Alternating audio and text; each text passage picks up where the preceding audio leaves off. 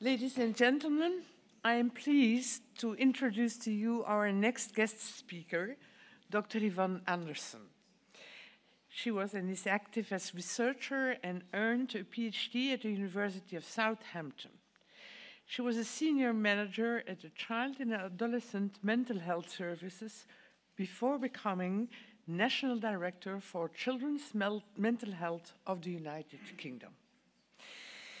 In this capacity, she led national programs on partnership facilitation, workforce planning, camps to adult transition, and participation, turning what young people say into what services do. In 2008, Dr. Anderson established CERNIS with the goal of improving public services, especially those concerning the health of children and young people. CERNIS works with public and voluntary sector staff and clients to develop systems, processes, and products that support service improvement. In 2010, she started to develop the Mind of My Own app, as well as Well-Informed, a web-based service about young people's mental health for professionals without mental health training. Since 2015, Dr. Anderson is director of Mind of My Own, that makes technology for products with an emphasis on getting the voice of service users heard and acted upon. Dear colleague, you have the floor. I just put my timer on. Thank you very much. I'm delighted and honoured. Thank you, Your Majesty, and colleagues and friends of all ages here today for inviting me. I must make one small correction. I was only the director of a national mental health charity for the UK, so others had the honour of being directors of the whole of children's mental health.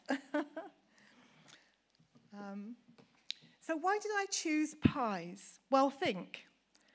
Butter, flour, sugar, apples, nice. But when we put them together, they make something wonderful. All cultures have pies, and pies are wonderful. They're prized by every cuisine. Similarly, the benefits that I have noted in my career to children of participating at all sorts of different levels are physical, intellectual, emotional, and social. PIES is PIES is an easy way to remember. But when you put those things together, they add up to more than the sum of their parts, and that becomes wonderful as well. So that's what I'd like to speak to you about today. Ooh.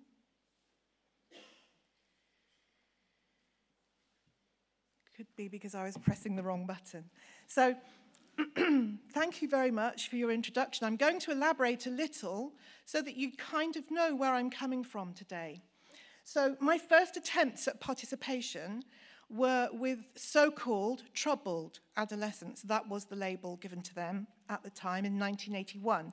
It was my second job. I was 4 years away from having graduated. I say I attempted participation because I didn't really know what it was, but I had a gut feeling that these so-called troubled young people needed to be engaged and involved in their care. It's important to say that I was partially successful. I also failed, and failure is important. Now I build software, and I know how important failure is for learning and making you stronger. And the lessons I learned there in that first participation role lasted my whole life. So then I went with the same group of people into a different environment, into further education, and participated with so-called difficult young people. They were non-traditional students in an educational establishment. I adapted my teaching. I had an epiphany moment where if there are teachers here or people who speak regularly, you'll know that your ego can grow a little bit when you have this privileged position to be here. You can become quite theatrical. You have the audience in your hands. You know, that's great, and it's very gratifying. But I realized as a teacher and an educator, I had to become something different and not hold the floor and hold the court in the classroom, but engage and involve the students and the learners in what we were doing together on a learning journey. So I started participating there. I then, my doctoral thesis was participating with 11 different countries to try to work out what are the ingredients, when people have no common language and no common culture, what are the ingredients to get them to work together? How do we all participate? And resulted in my thesis. I took those ideas to the NHS and worked with professionals, children and parents in a participatory manner. And then worked with individual people and groups of children in Cernus, which was my first company. I became known to some colleagues in Belgium as a result of a project that was part of something very close to what Professor Saab just described that we did in the UK. It was a transformation of the whole of children's and young people's mental health. And somebody with vision in the government recognized that participation should be a core element alongside every other element of transforming those services. And I won the contract to lead that participation. I then, as you kindly said, founded a digital tool. It enables children to participate in their lives in a way that suits them. And it helps them find the language and it gives them the tools for doing so.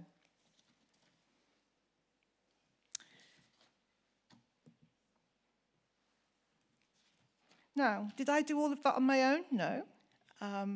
Lots of other people, not just young people and children we were participating with, but lots of other adults have been part of that journey. And I've often led projects, but I'd put that down to being the eldest child. I think we have a tendency to have to lead. But, you know, this is a collaborative venture. So today's not about me. I'm here to represent all the adults and young people who've worked together to make participation something good. I've learned this, and I agree with this statement 100%. Children are much more capable than we think they are. We have to find the ways to help them show that.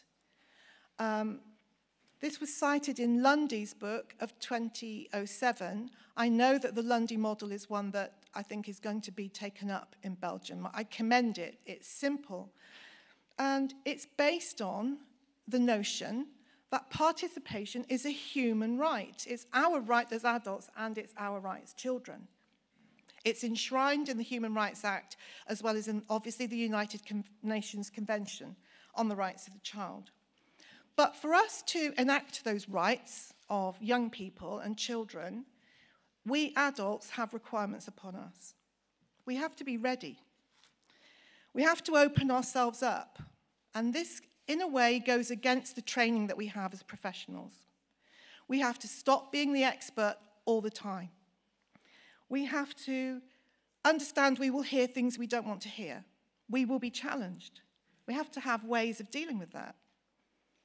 We have to be coaches and mentors and sometimes advocates for the young people we're participating with because they will not always have the skill they need to be able to participate. So we have to help them get to a place where they can participate. And we have to view the children as citizens. They're not just adults in the making. Participation means everyone's a citizen, everybody. In my current role as director of this software company, one of the apps we make is for younger children to be helped with an adult, but nonetheless a younger child or a child with learning disability or additional needs. We know of children as young as 2 years old who are capable of using that app on a tablet to indicate, this is what I want. This is where I feel safe. This is what makes me happy. This is what makes me sad. 2, 3 years old. And then with the other app that they can use on their own, we know of children from the age of 7 who have reported, this is happening in my life. I want to tell you about it. I want to talk more. So we have to see children as more capable than we thought they were. And we need to share our power. And sometimes it's power that we didn't even realize that we had. And we didn't realize how much we had. If we open up our hearts and minds to hear what children and young people have to say, they will tell us what it feels like to be on the other side of that power, and they'll help us share it. But if we're serious about children being able to exercise their human right to participate in all areas that affect their lives, which is all areas of life, then these are the things as adults that we need to do.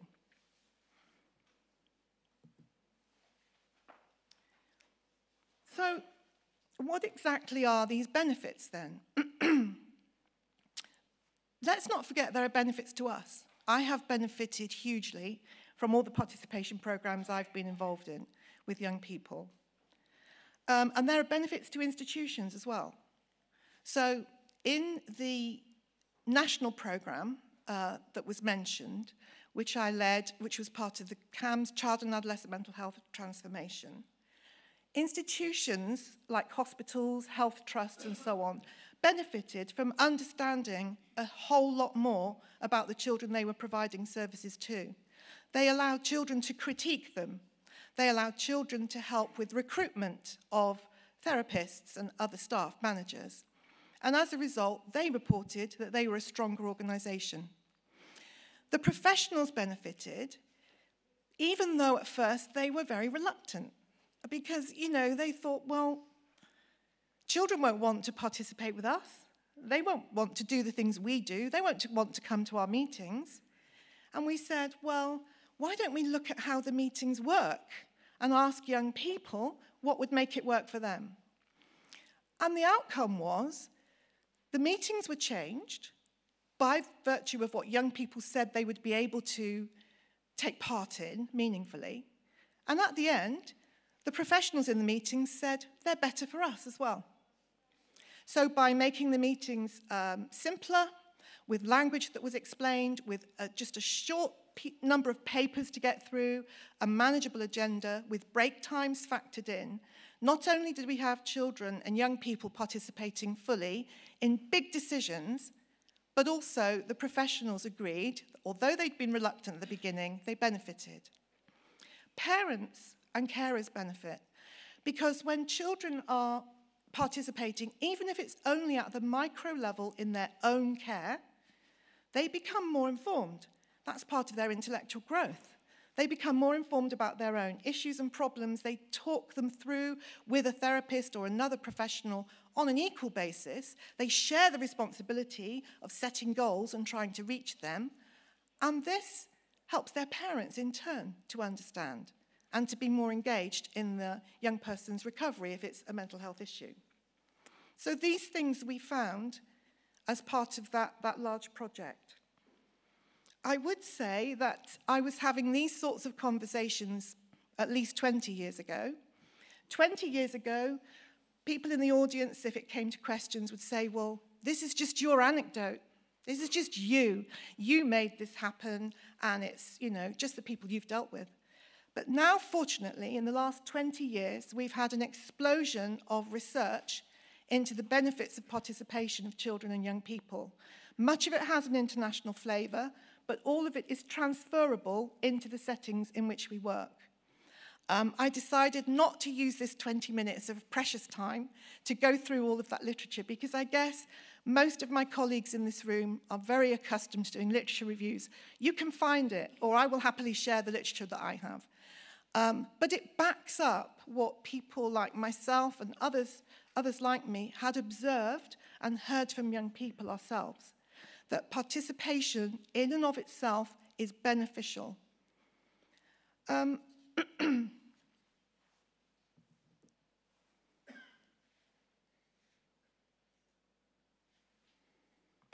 What's incredible to me is on this national project that we're talking about,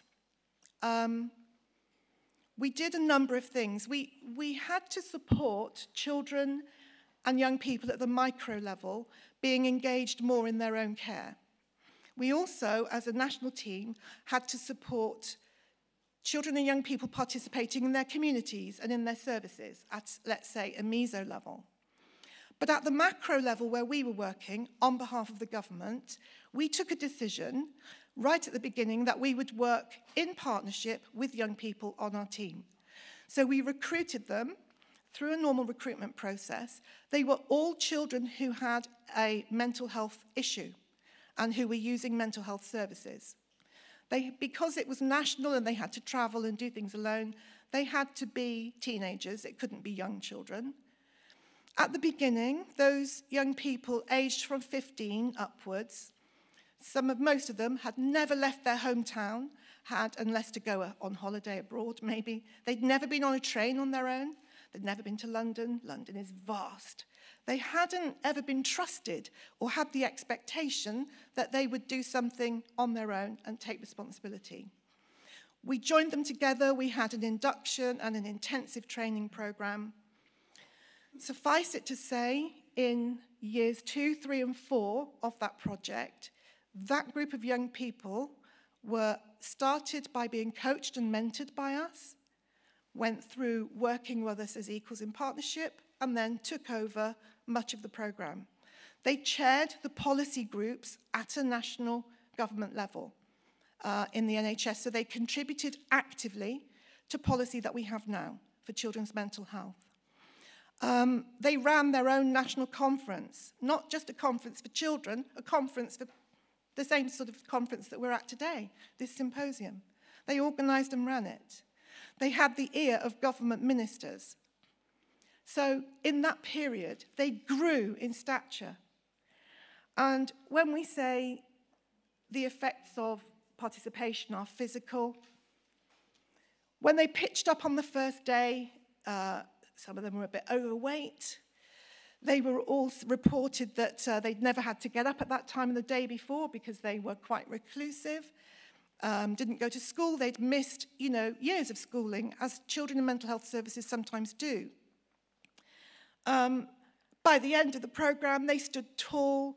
They could talk to an audience like this. They could talk one-to-one to another adult as an equal, and still, of course, have all the interests of young people, naturally. Physically, they changed.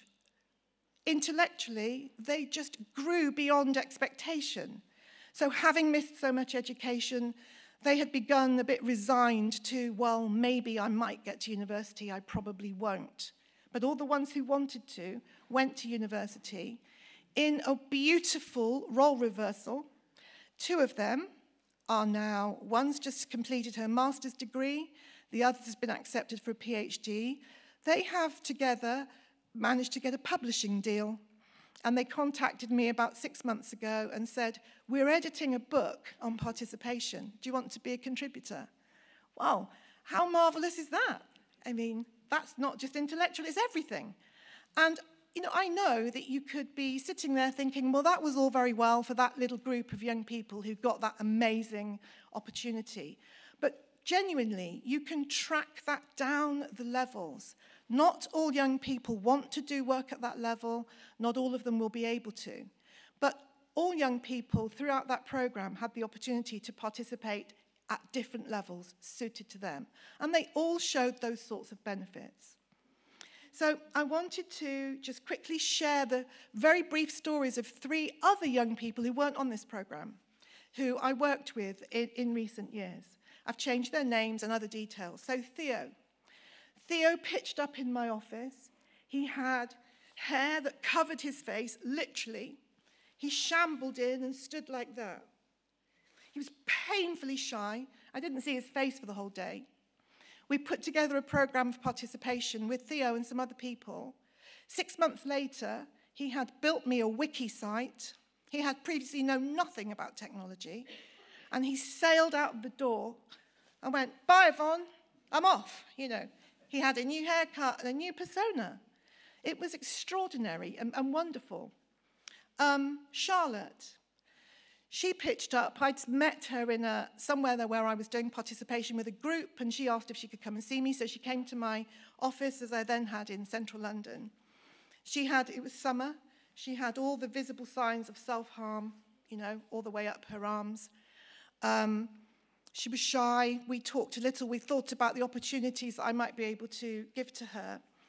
At the end of that meeting, when she was to go home, she said, do you know, this is the first time I've had a meeting like this where I didn't leave in an ambulance to the hospital. I mean, by the way, I'm not medically trained. I'm not even a psychologist. So I was somewhat alarmed at that. But she'd already, in one meeting, when we were talking possibilities of stuff she could do, responsibilities she could take, she was already beginning to think of herself as a healing person. she stopped going into crisis. She stopped going to A&E. I'm not claiming the credit for that. She also had some very, very great therapy. But I think participation helped her choose the right therapy for her because she'd had lots of failed therapy before that. She's now a very successful professional and a triathlete. And then finally, Michael, who participated in some projects of mine. He was overweight, had a chronic illness. He'd been very badly let down by adults, including therapists. Couldn't trust his therapist, so couldn't be able to benefit from what therapy could give him. He couldn't stick at anything for very long. He was very flighty and would do something for 5 minutes and get bored. Over a period of time, his participation, not just with me, but with other colleagues of mine, led him finally, after having said that he would never make university, he hadn't got any A-levels or anything, he did a home study course that suited his way of being, and finally graduated, and he's now a social worker. All of these people just show what success you can have. Participation wasn't the only thing helping them towards success, but my questioning of them and my interactions with them, they have stated clearly, the ones in the project, my mental health improved when I was participating in that project. I just find that phenomenal. Those who've gone on for their own careers in mental health and understand it very well have said, alongside my therapy, it was the two prongs, the twin prongs, that helped me recover. I never expected to hear that from somebody in participation. But sometimes when we think about what participation, just have to switch this off, really means, then, you know, should we be so surprised? Oh, I should have. Okay, I won't go back because my time's up. But very quickly, the 5 ways to well-being. I don't know if people in Belgium are familiar with it. It's quite popular in Britain. It's a body of evidence that just says if people connect, if they continually learn, if they engage in physical activity of any description, they will have positive mental health. And of course, participation offers them all of those possibilities. PIES. Those benefits happen because participation is purposeful. Children and young people have a purpose in their lives, something outside of themselves. They have responsibility. They become influential. They see that decisions are made that they had a hand in and that things change as a result of them participating. They become empowered and they develop incredible skills. They are our citizens, not just of tomorrow, but of today. I think you are going to embark on a participation journey in Belgium. I hope so. I wish you the best of luck. Open up your hearts and your minds and everything will follow. Voila.